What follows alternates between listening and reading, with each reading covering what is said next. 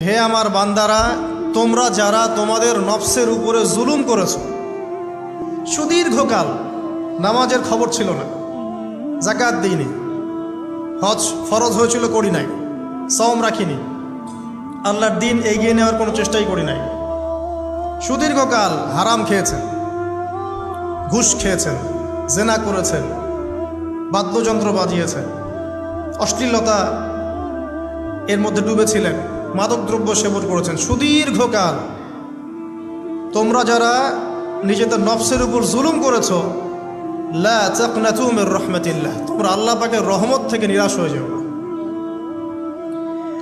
তোমরা আল্লাহ পাকের রহমত থেকে নিরাশ হয়ে যেও না।